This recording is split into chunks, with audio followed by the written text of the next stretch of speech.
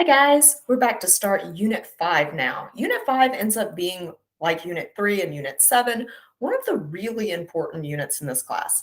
Unit 5 deals with the American Civil War.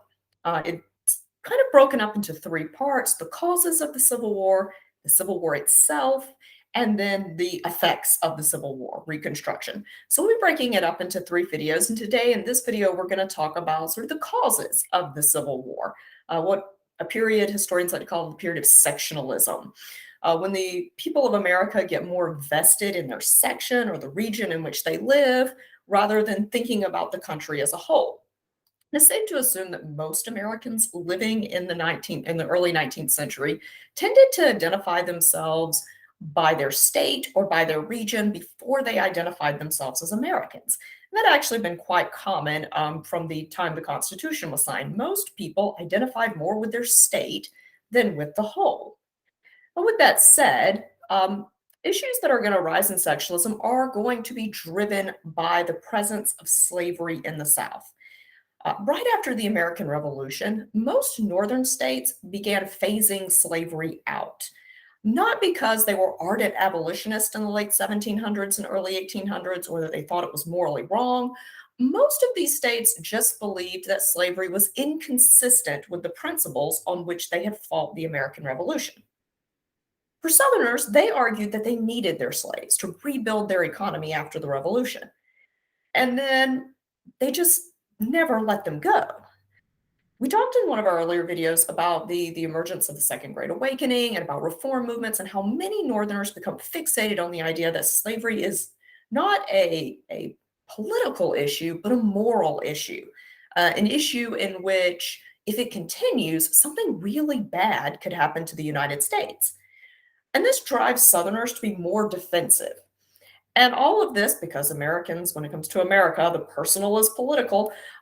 This all spills over into politics. And so there's never this real golden age in American politics when slavery was not an issue during this period, where race was not an issue, because it comes up as a continual issue throughout the 19th century, all the way up until the Civil War, as to whether there will be slavery in this country, how far slavery will be allowed to spread, and what, if any, protections the Constitution grants to people who are slaveholders. Now, one of the first big events where this becomes a problem is with the admission of the state of Missouri. Early on, many of the political thinkers of the time thought that the best way to maintain a country that was half free and half slave was to keep a balance, to have the same number of free states and slave states so that there would be equal numbers of representatives of slave states and representatives of free states in the Senate. The belief was is if the Senate was equal between these two factions, then neither side could do anything to hurt the other side.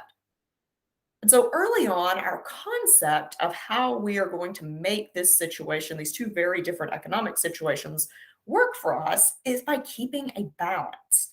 Now that becomes a problem in 1820. In 1820, Missouri petitioned to join the Union. It had reached the qualifications to become a state. But Missouri is a slave state. There are slaves already present in the territory of Missouri. And if it enters the Union, there will now suddenly be more slave states than free states. And so people in the North cry foul on this. And they want Missouri to wait until such a time as there is another state that will be a free state that is ready to apply for full statehood. Now, people in Missouri say this isn't fair. They've met all of the qualifications necessary, and the South also cries foul. They say you're discriminating against this state because their economy is built on enslaved labor. It's as we've always suspected, you're out to get us. Enter our friend Henry Clay. During this period, Henry Clay, statesman, will become known as the Great Compromiser. He comes up with a compromise to make both sides happy. There are two names for this. You may see it listed as either one on the AP exam. Sometimes it is referred to as the Missouri Compromise. Sometimes it's referred to as the Compromise of 1820. Both of them are valid names for this. Do not be confused if you see one and don't see the other, because historians call them both things. That's confusing, I know, and I'm sorry. That is what it is. We can't tell that, but just know that the Missouri Compromise is also sometimes referred to as the Compromise of 1820, both completely and totally valid names. So in this compromise, Henry Clay says, well, we can't keep Missouri out because they have met the qualifications, and it is unfair to keep them out solely because they are a slave state. So here's what we'll do to make everyone happy. We will admit Missouri as a slave state. And Maine hasn't quite met the threshold for full statehood yet, but we're going to fast track Maine. And we're going to go ahead and give them statehood as a free state. So we've now maintained that balance. But Henry Clay goes a step further with this compromise and says, we're going to settle this decision once and for all. And he draws a line across the US, and he says there will be no slave states admitted above this line. So Missouri will be the only slave state north of that line. Any states below that line will be slave states. So we fixed this problem forever. Now, remember that the US does not go very far past the Mississippi River right now. So it's just a little bit on the other side. But everyone thinks we fixed this problem. And for a while, we did fix this problem. But the US is all about expansion. And beginning in the 1830s, we start to see this desire to go westward, this desire to claim more land in the West. We call this, the name we give this is desire for manifest destiny. Manifest destiny was a belief that surfaced in the 1830s that God had ordained the United States to control all of the land from the Atlantic to the Pacific. Some would even go so far as to say that Canada and Mexico should also be part of the United States, that they were ordained to hold the entire North American continent, though we never quite get that far. Now, the idea, the term manifest destiny is actually attributed to a newspaper writer and a magazine publisher, political writer named Louis Sullivan, though there is some compelling evidence now that he may not have actually written the essay in which that term appears. We now know that our friend Sullivan had a woman who was writing for him, a woman named Jane Casnew. Jane's husband had died, had left her penniless. She had a child to support, and she was a good writer. And she liked to write and report on political things. But during this period, no one would take a woman seriously. So we now know that Jane Casnew struck a deal with Louis Sullivan that he would publish her work under his name and pay her for it. And he paid her very well for it. Now, later on, he does begin to allow her to write under her own name, and she becomes more accepted as America's kind of first political reporter who's also a female. But many historians have analyzed the original essay and have argued quite persuasively that the Manifest Destiny essay has far more in common stylistically with stuff we know Jane Casnew wrote and less in common with stuff we know Louis Sullivan wrote. So it's actually quite possible that a woman created this entire concept and articulated it in the way that we still articulate it today. But with the idea of manifest destiny comes this idea that we should expand. We should continue moving out west. We should bring with us, as this image shows, civilization. All of this land should be ours. And we start with Texas. Texas had actually declared its independence in the 1830s from Mexico, and now it wants to join the United States. It wants to be annexed. That was the plan all along. Texas never actually intended to be an independent republic forever and ever. But the problem is that there's a bit of a border dispute between Texas and Mexico. Texas claims all the land up to the Rio Grande River. But Mexico says, no, that isn't the land we ceded to be this separate country. Texas's land stops at the Nueces River, which is further north. In 1846, America sends troops to the Rio Grande to back up Texas's claim to that land. And this enters us in the Mexican-American War, which lasts from 1846 to 1848. We win that war, and we signed the Treaty of Guadalupe Hidalgo in 1848, which gives us what we now call the Mexican Cession. So Mexico cedes land to the United States. That land includes the current states of California, Nevada, Utah, Arizona, most of New Mexico, parts of Colorado, and Wyoming. So it's a sizable chunk of land that we get out of this deal. And as we've argued in our manifest destiny, we now have land from the Atlantic to the Pacific coast. But then it becomes the question of what do we do with this land? Are we extending the Missouri Compromise line? Is that what's happening here? Do we allow slavery here? By 1848, slavery has become an extremely contentious issue back east. The abolitionist parties are in full swing. And during the war, a senator from the North, David Wilmot, attempted to tag something into the War Appropriations Bill. Known as the Wilmot Proviso, if passed, this would have forbidden slavery in these territories. But it never passed because at that time, politicians still read all of the stuff tacked onto the back of bills that are being passed. So it never passes, which means no decision is actually made. Now, to be fair, we now know that most of this land isn't suitable for agriculture. It's desert, and it would not be suitable for the sort of agriculture that we think of as plantation agriculture at any rate, although there is quite a bit of agriculture that goes on in California. People back east don't really know this. They've not seen this land. So nobody really knows that this land is probably not going to be really, really suitable for large, widespread plantation agriculture at this time. But people also think they're going to have a lot of time to decide what to do about this. So they don't think this is an issue that's going to come up anytime soon. There's very low populations in these areas, and most politicians back east think it could be 10 to even 20 years before they have to think about how to get these states into the union and whether they will be slave states or free states. So everybody realizes there's a potential problem brewing, but everyone thinks the trouble is a long way off down the road, that they're not going to have to deal with it until then. Unfortunately, something happened which literally no one expected. People out working in California in 1849 mining discover gold. This was unexpected, and it causes a gold rush. Literally, thousands of people pack up and they move to California in hopes of striking it rich. Literally, almost overnight, California has a population that is large enough to apply for statehood. So in 1848, we think this problem is years off.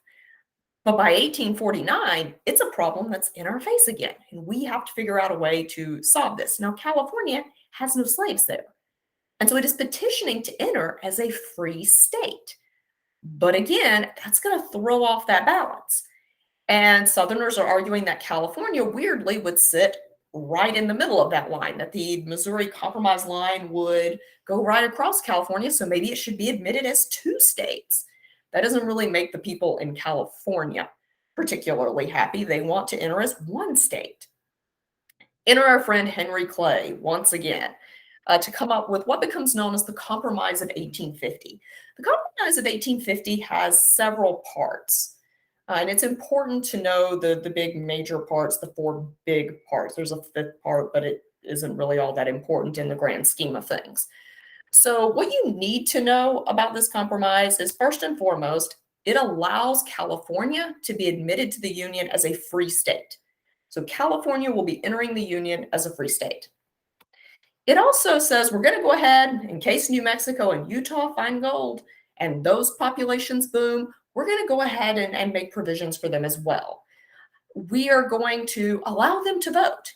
They will vote whether they will be free states or slave states, and whatever they decide, we will agree with, we will abide by. This is known as the concept of popular sovereignty. So anytime you see popular sovereignty, it just means let the people in that area vote on the issue at hand. The bill will also ban the slave trade in Washington, D.C. This does not ban slavery in Washington, D.C. You can still live in Washington, D.C. and own slaves. It bans the public sale of enslaved people within the nation's capital.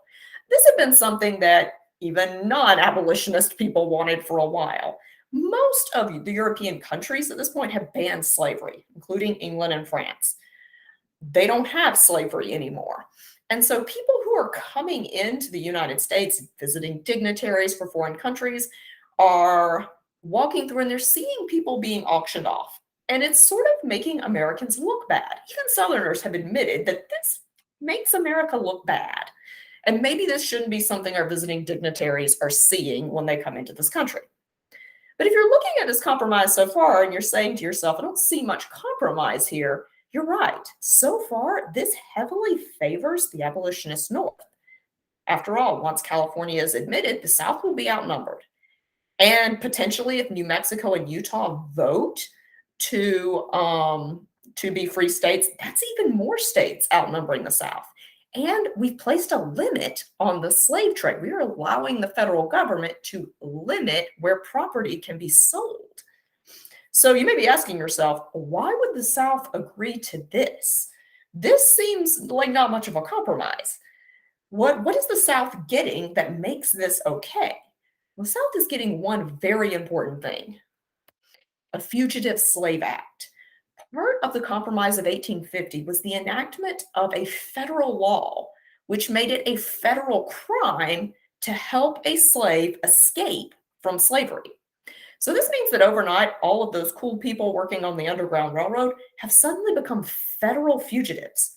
They are breaking federal law and can be prosecuted for it.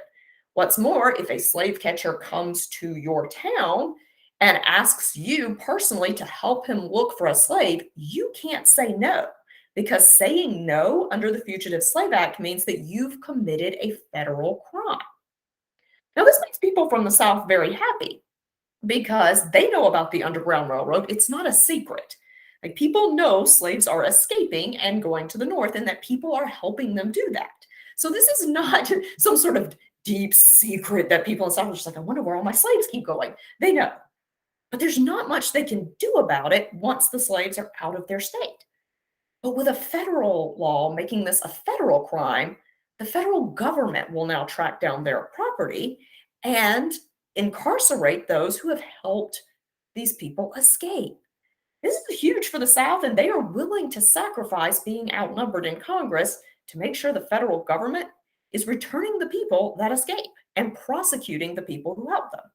Now, if you live in the North, this is absolutely, utterly appalling, and you are super upset about this because even if you're not directly involved with the Underground Railroad or you yourself are not an abolitionist, all of a sudden you are compelled by federal law to help a slave catcher look for an escaped slave. You're probably not particularly happy about this. And this part of the compromise is actually going to make people much more polarized in their positions. More Northerners are going to gravitate toward abolitionism because of this. Now, other things are going to happen, and I encourage you to look back at your study guide about things like the Dred Scott case, and the raid at Harper's Ferry. But suffice it to say that by 1860, which is an election year, Americans have gone from thinking we're two separate sections of the country that are different, but we're in this happy union together, to, well, we have problems, but we can compromise and fix them, to by 1860, people openly questioning whether this country should be one country at all. If maybe these two sides should separate, maybe they don't have enough in common. It's almost interesting to think of the United States at this point as a marriage. These two people have gotten married. They're different, but early on, that doesn't matter. And then when it becomes a problem, when they begin to see their differences and they don't like their differences, they're willing to work on themselves, to the point here in 1860 where both sides are basically saying, maybe we should get a divorce. Maybe this is never going to work out. Maybe we are never going to be able to compromise this out. Maybe we're not willing to change. And so by the time we get to the election of 1860, Americans are very openly questioning whether this union will even survive. But we do have one more issue that skids in the 1850s that's really going to kind of push this over the edge. And this is the issue of the Kansas-Nebraska Act. Now, at this point, America, again, is extremely polarized by the 1850s. As we're coming up on this 1860 election, both sides are pretty sure the other side is out to get them. They're openly talking about leaving. And the country begins planning its first transcontinental railroad, a railroad that's going to stretch from one side to the other. This is a major thing because tourism is also a thing in the 19th century, and people want those sweet, sweet tourist dollars. The original plan for this was that it go through the north and pass through what is today, or what was the Nebraska Territory, the Kansas and Nebraska Territory. Now, for it to pass through those areas, those places really need to become states. And so there is an idea to bring this into the union as like one kind of giant state. Southerners oppose this because first off, it's putting a really profitable railroad in the north, and Southerners are like, we too would like to get in on this sweet, sweet tourism cash. But also because that means more free states, because it's above the Missouri Compromise line, more free states are coming in. Now, everybody looks around for how we're going to fix this, and unfortunately, Henry Clay has died at this point, so he's no longer around. And some guy named Stephen Douglas, the senator, steps in and he offers a compromise. He was also backing this railroad, so it was in his best interest to find a way to get this in here. And he goes, okay, what if we chuck out that Missouri Compromise line entirely? What if we just do away with it? We invalidate it, and we split this territory into two halves. We'll have two states. We'll have Nebraska and we'll have Kansas. And Nebraska will be a free state and Kansas will be a slave state. Now, this really makes no one particularly happy at this point. And eventually, what the version of the bill, the version of the Kansas Nebraska Act that gets passed is that Nebraska will be a free state and will allow the people of Kansas to vote as to whether they want to be a free or a slave state. Popular sovereignty, which seems really fair.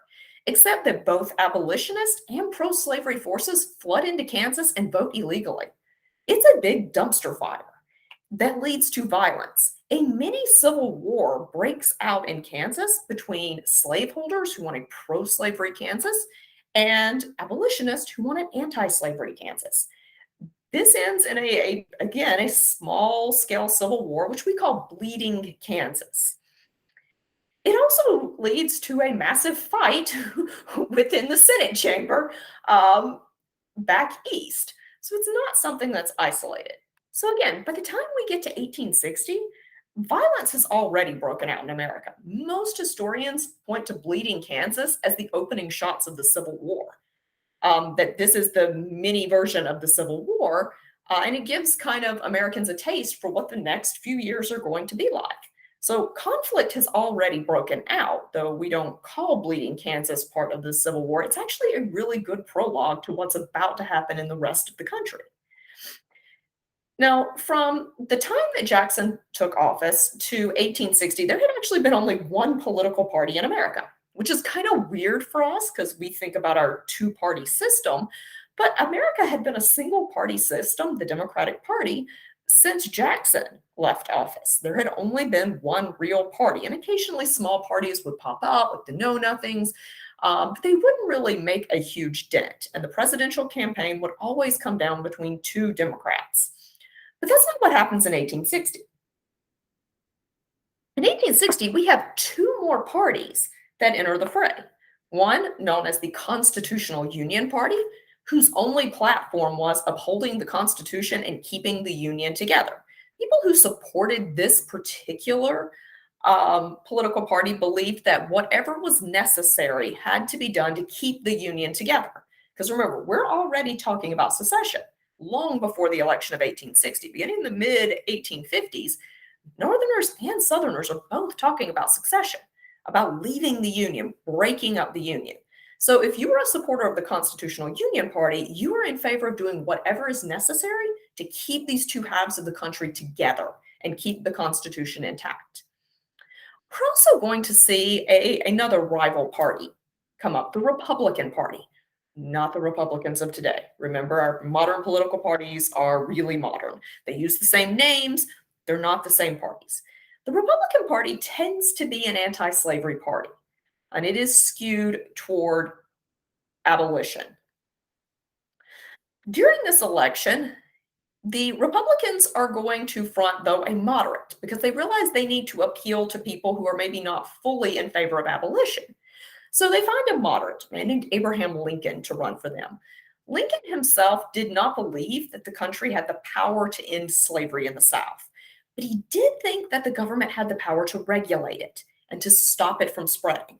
And that's all he ever says in his campaign. He does not believe he has the constitutional power to end slavery, but he does believe that the government has the power to regulate the institution and to keep it from spreading. The Constitutional Union Party will run a guy named John Bell, and then the Democratic Party has a problem because Northern Democrats back Stephen Douglas. Southern Democrats back a man named John Breckinridge. And they meet at two different conventions too, because they realize that because there are now suddenly parties, there are more people running, that they really need to run one candidate. But Northern and Southern Democrats can't decide on one candidate. And each side is accusing the other of trying to sabotage them. So the Northern Democrats end up running Stephen Douglas, and the Southern Democrats end up running Breckinridge, which means that the Democratic vote is divided. We have a divided party vote. What you're looking at now is actually the election map of 1860 with the Electoral College numbers on it.